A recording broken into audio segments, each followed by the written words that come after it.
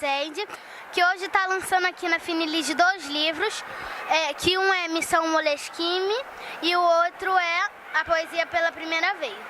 Eu vou fazer as perguntas que a gente lançou aqui e depois eu vou fazer umas perguntas que eu preparei. Para você, a leitura pode levar à escrita? Primeiro eu tenho que dizer que é uma honra ser entrevistada por você, né, Nina? Uma grande alegria. Sim, a leitura pode levar à escrita e, em geral, ela leva. Pode não levar à escrita literária, mas te leva a escrever um e-mail mais adequado, mais interessante, uma carta mais bem escrita, um memorando, qualquer tipo de texto, né? Um bilhete. Então, quando você lê muito, você escreve melhor. Não é necessário que seja literatura, porque para escrever literatura, aí você tem que ter vocação, tem que ter talento, tem que se dedicar mais, tem que ler muito mais, ler vários tipos de autores. Mas, em geral, né, ler leva à escrita, sim. O que te fez começar a escrever? O que me fez começar a escrever foi ouvir histórias. Eu ouvia histórias de assombração que minha mãe contava, a minha avó Chiquinha também contava histórias de assombração. E eu sempre, Nina, ficava assim encantada com as palavras e também com a entonação com que elas usavam para contar aquela história. Então eu comecei ouvindo histórias, me encantava com as histórias e desde pequenininha eu gostava de contar histórias também. E era legal, Nina, porque eu não preparava a história. Eu não sabia que história que eu ia contar, sabe? Eu inventava a história na hora. Eu falava assim, era uma vez. Aí quando eu dizia, era uma vez, que são palavras mágicas, né? A história vinha. Então foi assim que tudo começou.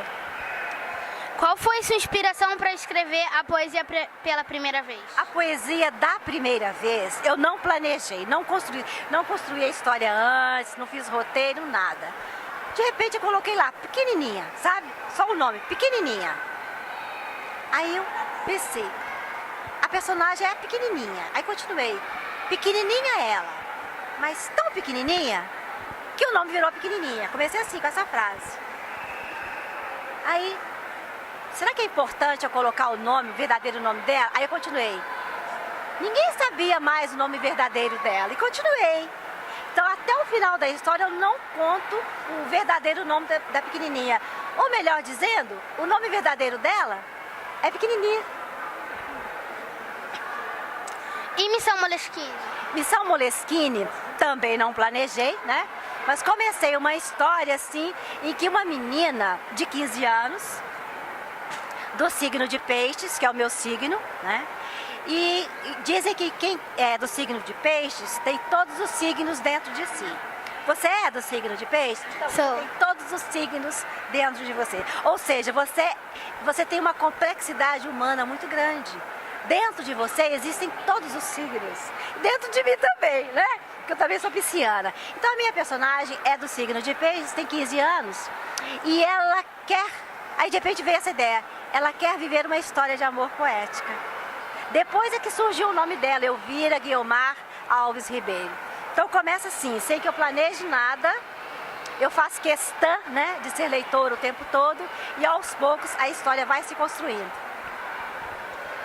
Qual é a sua sensação quando você termina de escrever um livro? Eu fico com saudade dos personagens, dá saudade deles. Aí eu de vez em quando releio o livro. Como eu vou muito às escolas, viajo muito para conversar sobre os meus livros, aí volta e meia eu leio, né, um trecho ou outro, aí eu mato a saudade. Eles ficam para sempre, né, convivendo comigo. Né? Aquela frase famosa do Guimarães Rosa, né? A literatura é feita de palavras que querem morar dentro da gente. Você se sente triste quando alguma pessoa não gosta dos seus livros? Olha, quando alguma pessoa não gosta dos meus livros, ela não costuma me dizer, ela não costuma me contar, né? Então eu prefiro, assim, me lembrar das pessoas que leem e que gostam. Eu tenho certeza de que algumas não gostam.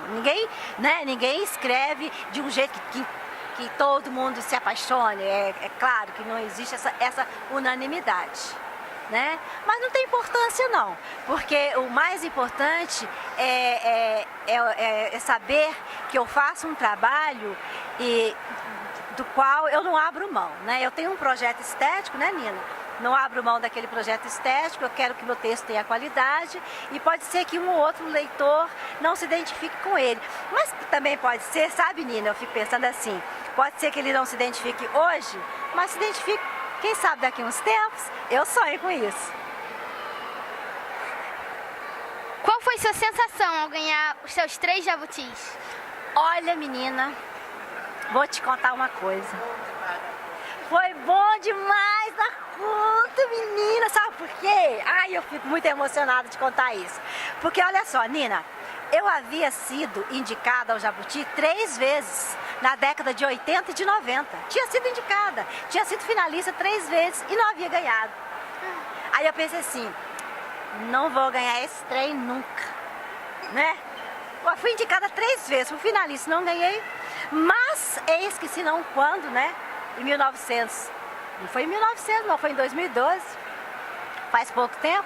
Em 2012, numa noite de novembro, uma noite mágica, aconteceu de eu ganhar numa noite só 3 jabutis. Quer dizer, aqueles 3 que eu havia sido indicada antes chegaram juntos, né? Chegaram juntos. Primeiro lugar de livro juvenil, segundo lugar de livro juvenil e o livro de ficção do ano. Então, 3 jabutis. Legal demais da conta, né?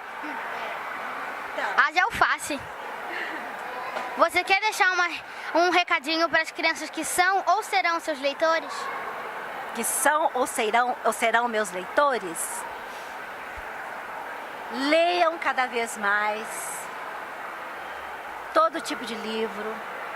Aos poucos vocês vão descobrir aqueles livros mais maravilhosos, com os quais vocês se identifiquem mais. Aqueles autores, né, que vocês vão apreciar cada vez mais. Quem lê não sofre de solidão. Quem lê aproveita o lado bom da solidão. Parabéns, muito obrigada. Obrigada a você, você é muito linda. Querida. Linda. 2 piscianas, ó, 2 piscianas.